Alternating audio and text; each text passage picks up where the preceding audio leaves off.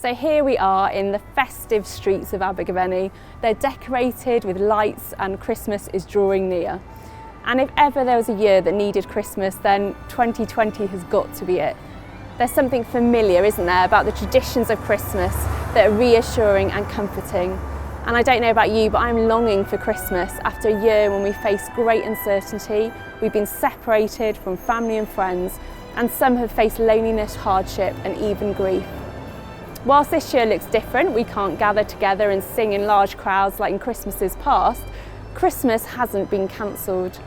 And over the course of this programme, we are celebrating the traditions of Christmas with familiar and well-loved carols. We'll hear readings and reflections, Christmas music especially sent to us from our friends over the pond in America, and we will be looking for the truth in the tradition as we meet somebody whose life was changed by the Christmas story. Knowing that He is our Creator God and that He's there for us and looking out for us and caring, and I just feel wholly loved by Him, and that gives me the hope and the strength to see through all the difficulties, you know, that may come my way and my family's way. So yeah, it gives me peace. So let's listen to our Cornerstone church singers as they perform a well-known carol, In the Bleak Midwinter. In the bleak midwinter, frosty wind made moan. Earth stood hard as iron, water like a stone. Snow had fallen, snow on snow, snow on snow. In the bleak midwinter, long ago.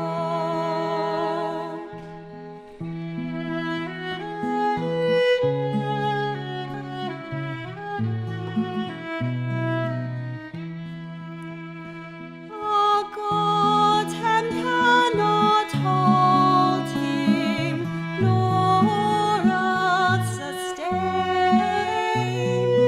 Heaven and earth shall flee away when He comes to reign. In the bleak midwinter, a stable place sufficed.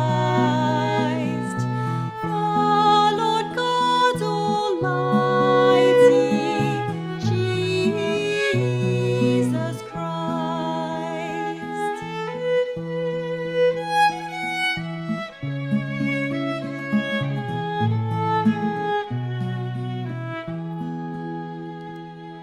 What can I give Him, poor as I am?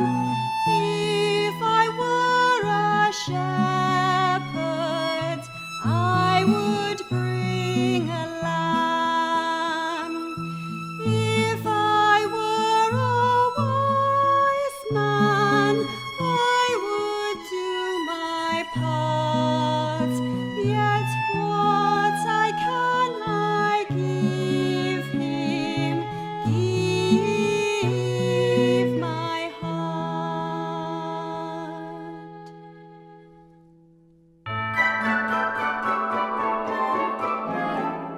Christmas is a time when we tend to find joy in tradition.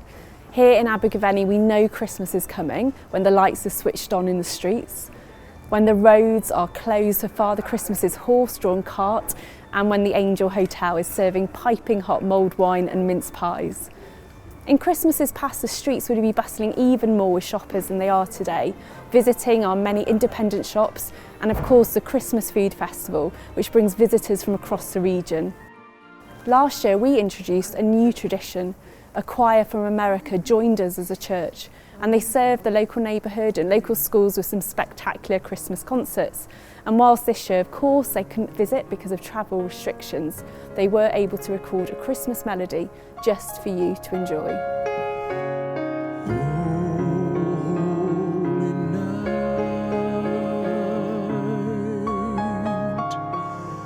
The stars are brightly shining.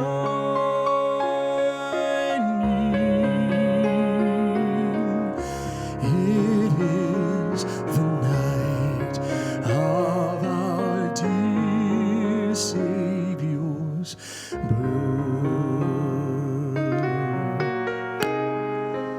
Long lay the world in sin and error pining, till he appeared and the soul felt its worth. A thrill of hope, the weary world rejoices, for yonder breaks a new and glorious morn. Fall on your knees, oh, hear the angel voices. Oh, night divine, oh, night when Christ was born. Oh, night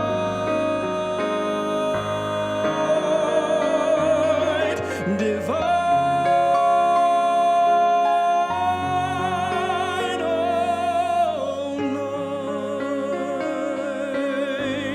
oh, night divine.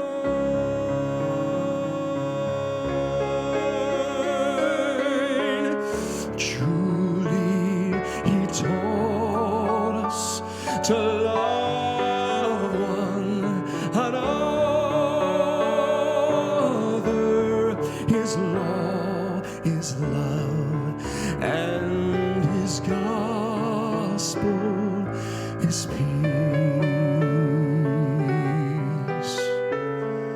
Chains shall he break, for the slave is our brother, and in his name all oppression shall cease. Sweet hymns of joy in grateful chorus raise we, let all within us praise his holy name.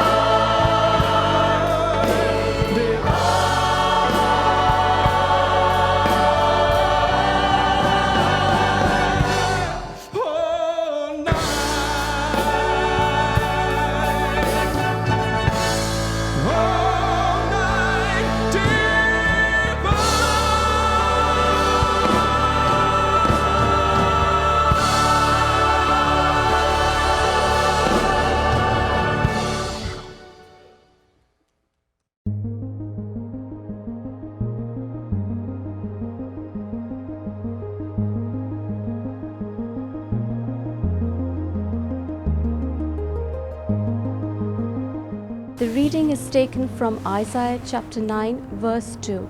The people walking in darkness have seen a great light. On those living in the land of deep darkness, a light has dawned.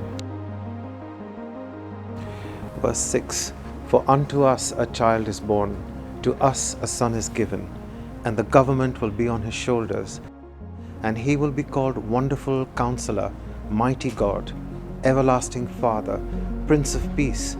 Of the greatness of his government and peace there will be no end. He will reign on David's throne and over his kingdom, establishing and upholding it with justice and righteousness from that time on and forever. The zeal of the Lord Almighty will accomplish this.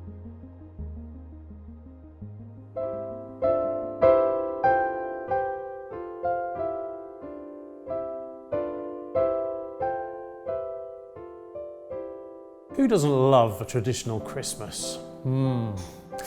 It's a funny thing, that word traditional. It brings with it a cheery, glowing image. I'm warm and tucked in nicely and full and happy, and everything looks pretty good out there, even if it is a bit wet and windy. The storms of life will blow over, you know, and next year we'll all be here again in the old familiar places with the old traditions comfortingly secure, wafting wisps of hot chestnuts and cinnamon, sounds of gentle laughter and crackling log fires, and the bright sparkle of Christmas lights sprinkling their magic over the whole scene. Well, actually, you know, these traditions are good for us, I think. They remind us of the things that matter every year, regardless of our circumstances. But it is possible to take them a little too seriously. In my wife's family, to pick an example entirely at random, there are certain things which have to be done at the right time on Christmas Eve. Say, new pyjamas laid out for the children, a bath, new slippers. You get this in the wrong order and there will be trouble. I can tell you this because I've checked with my brother-in-law and he has to obey exactly the same unwritten Christmas rules. Mind you, some of these traditions I do like more than others. One I've embraced in particular is leaving out a glass of whiskey for Father Christmas. My wife actually tried to change this one. She said he prefers milk, but I insisted we must stick to the tried and tested tradition of whiskey. Funnily enough, one Christmas tradition began partly as a way to get people out of the pubs and into churches on Christmas Eve. It's the festival of 9 lessons and carols, which has been a Christmas favourite since the 1880s. And in that church service, the 9th lesson, which really means Bible reading, points to one of the most joyful Christmas traditions of all, one which most years begins first and ends last and sees us through the whole season, our Christmas lights. Because here's what it says in that 9th lesson. It's from John's Gospel.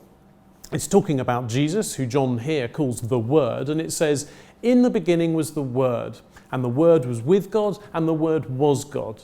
He was with God in the beginning. Through him all things were made. Without him nothing was made that has been made. In him was life, and that life was the light of all mankind. The light shines in the darkness, and the darkness has not overcome it." And right there, in that description of Jesus, is what you might call one of his family traditions, light. Because that description of Jesus is pointing back to the very creation of the world when God made the universe. I bet you'll recognise these words. In the beginning, God created the heavens and the earth. Now the earth was formless and empty. Darkness was over the surface of the deep, and the Spirit of God was hovering over the waters. And God said, "Let there be light," and there was light. God saw that the light was good, and he separated the light from the darkness. It has been a dark year. It's been an indoors year. It's been a stuffy year, a trapped year, a sad year, a depressing year. It has. A heavy year. Even our children are carrying a burden of exhaustion with this year, which you never want children to have to carry. It's been a year in which we've had brought home to us the fact that despite everything we humans can do, our combined intelligence, wealth, ingenuity, determination, you name it, cannot hold back the sheer force of something like a pandemic. We'll get there in the end with this one, but we're reminded that there could be others. Other massive forces, maybe like climate change, economic trouble, personal difficulties. We do get knocked down by these things. There is darkness in our world, and we can't just stop it. But although we can't prevent darkness, we can't overcome it through force of will or cleverness or personality. There is one thing we can always do. We can turn on a light. And in this year, above all years, our Christmas lights, twinkling in the darkness, lifting our hearts and our spirits, have a renewed and genuine spiritual purpose. And there are more of them and up earlier this year than I've seen for many years. Because every candle flame, every fairy light bulb, every lamppost decoration is a visible source of energy and hope. Light shines in the darkness and the darkness cannot put it out. It can't. Just as we can't by ourselves prevent darkness, so darkness cannot overcome light. When light comes, however little the light, darkness flees. When you light a candle, you can literally see the darkness shrink. In our current times, when the light of hope comes through love shown to each other, through goodness of people working diligently, through care and compassion, through confidence in the future, where that hope shines, it overcomes the darkness. And the light of Christmas, the hope that all our little lights point to, is a light that has shone since before the creation of the world. We'll come back to it in a few minutes. It's a light that cannot be put out.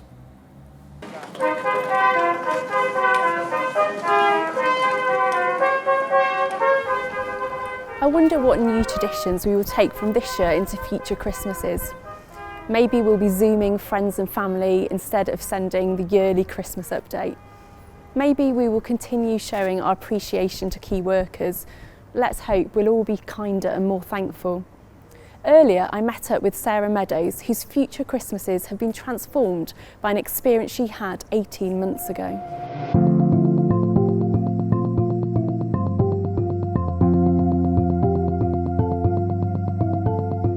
Sarah, thank you so much for joining us this evening. Now, Sarah, tell me, how long have you lived in Abergavenny for? Well, I've lived in Abergavenny now for about 20 years. I originally from England, moved down to Wales in Cwmbran, and then I was in Cwmbran for about 5 years, and then moved up to Abergavenny in 1999. So virtually, 20 years, definitely. So Sarah, you're a mum and you've got 3 daughters. Yes, 3. So obviously my eldest one, she's 26, coming up 27. And then there's Lucy, she's 18 now, and Caris will be 16 in March. And tell me about what family traditions you've really enjoyed in Abergavenny. I think with coming into Abergavenny and realising what Abergavenny sort of like held at Christmas, it was really nice that when they were little, I moved up to Abergavenny and Kaya, my eldest, was with me, and then I had Lucy and Caris while we were living here. So growing up for them and taking them down into town to watch the Christmas lights being switched on, standing out in the cold, knowing that we've got a nice warm meal to go back to warm us up. But the big countdown and everybody going 5, 4, 3, 2, 1, and then the lights got switched on. And I'm not quite sure if I can remember, most probably doesn't happen now with health and safety, but I'm not quite sure whether Santa actually climbed down the outside of the town hall. I'm not quite sure if I'm imagining that or not, but I really think perhaps a few years back he might have done that. But that was one thing that we sort of like had that started off Christmas. So last Christmas was really different for you. Tell us more about why that was.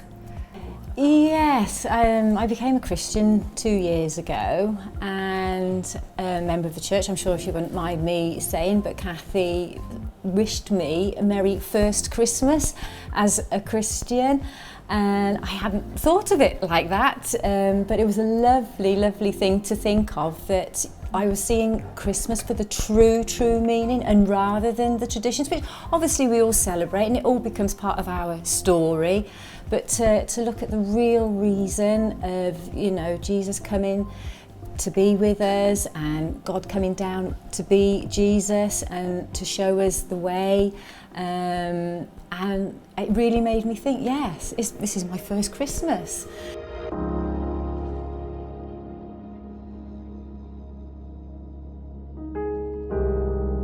So tell us more about your faith journey and how you came to a point where Christmas was so different for you. I'd sort of like knew all the Bible stories, you know, from going to school and Sunday school. But then I've started realising that through prayer and sort of like talking to God, that I was building up this relationship, and I think that was the pivotal moment. And I can remember as well having some quiet time and having this vision of like Jesus on the cross, you know, showing all his pain that he gave for us.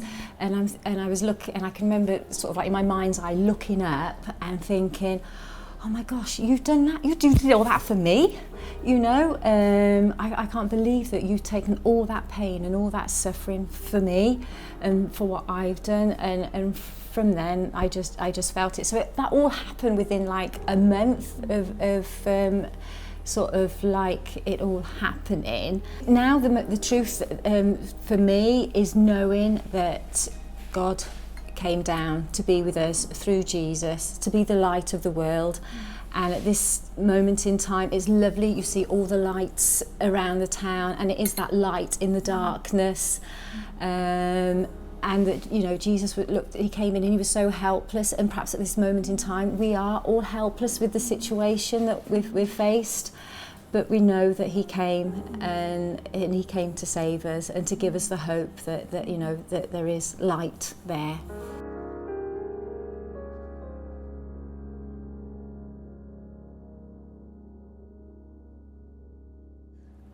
One of our family traditions outside lockdown, whenever friends from other parts of the country come to see us here in Abergavenny, is to take them up and over the Blorenge, the hill which dominates our town and marks the change between the rolling farmlands of the Welsh Marches and the steeper coalfields of the South Wales valleys. Just on the other side is the amazing Big Pit Museum, where you get to go deep down inside the workings of the industry that not very long ago defined South Wales. My wife's family on her father's side were miners, and every time we go it still strikes me afresh how just a generation or two ago our family members worked in conditions we can hardly imagine. And one of the moments which stands out on every tour is when, deep underground, they draw the group close together and one by one turn off all the lights. It's a real darkness, a darkness most of us have never seen, without street lights, without moonlight, without stars. It's thick, somehow heavy. You can't see your hand in front of your face. You're not quite sure if everyone's still there. They don't leave it for long, half a minute or so, and then the guide turns the lamp back on. That lamp, back in the days our family members mined the Rhondda seams, and something still in use in mines today, was a Davy lamp. Its flame wasn't just something to light your way in the dark. By the way it burned, it could indicate the presence of dangerous gases and allow you to escape suffocation or explosion. Keeping this flame burning, following its light, could save your life.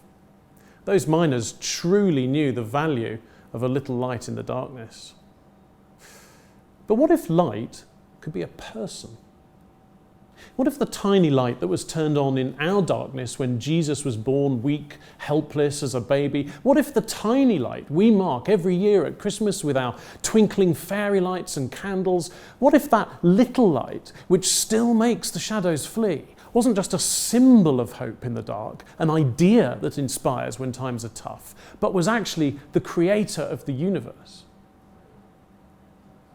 In the next part of John's Gospel from the 9 Lessons and Carols, which carries on from the one we heard earlier, John describes Jesus like this. The true light that gives light to everyone was coming into the world. He was in the world, and though the world was made through him, the world did not recognize him. He came to that which was his own, but his own did not receive him. Yet to all who did receive him, to those who believed in his name, he gave the right to become children of God. If that was true, wouldn't it be something which would change everything? Wouldn't it turn the darkness of our whole world upside down? Wouldn't it be the kind of news that could only really be announced by angels with trumpets in the sky above the wild hills where sheep roamed free? The kind of news that would make venerable, wise and wealthy men cross dangerous deserts and mountains to find out more. And what if today that child, that little light, wasn't just a pretty spark from long ago, still echoing in a Christmas bauble, but a living person I could meet and get to know right here in my darkness, alongside you in your darkness, with us in our darkness, helping us to turn the lights on. John later goes on to say those very well-known words, "For God so loved the world that he gave his one and only Son, that whoever believes in him shall not perish but have eternal life." That's a light worth lighting. That's a hope to sustain us through any darkness. That's the spark of life and energy and joy and freedom we've all been reminded this year so much that we need and long for. And I think that makes our Christmas lights a tradition that's worth taking to heart. A lot of those old miners did, so I wish you a very happy Christmas with this amazing recording from 1957 of miners singing "Hark the Herald Angels Sing." Hark the herald angels sing, glory to the newborn King.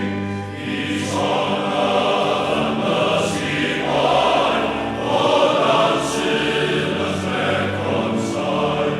Joyful lonely nations rise, join the triumph of the skies. William Jellicoe's proclaim, Christ is born in Bethlehem. Hark the herald angels sing, glory to the newborn King. Christ by highest emblem called, Christ the everlasting one. Late in time, behold him come, offspring of a virgin's womb. Hail in flesh the Godhead see, hail incarnate deity. Please us man with man to dwell, Jesus of Emmanuel. Hark the herald angels sing, glory to the newborn King. Hail the heaven winds of peace, hail the Son of righteousness. Light and life to all he brings, with healing in his wings. While he lays his glory by, mortals man no more may die.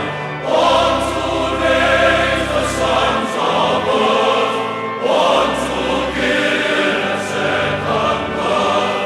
Hark the herald angels sing, glory to the newborn King.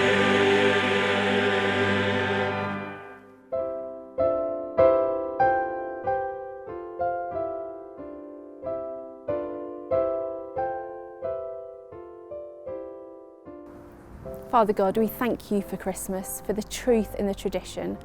Holy Spirit, draw near to those who are facing loneliness, sorrow and hardship this Christmas. May you bring your light to those who face their own darkness and your strength to those who are stumbling. May we all know the hope of your salvation and shine that hope to our family, friends, and community. May the promises of the Nativity story continue to burn brightly in our lives, and may we go forward in confidence knowing that the light of our salvation will guide us. Amen.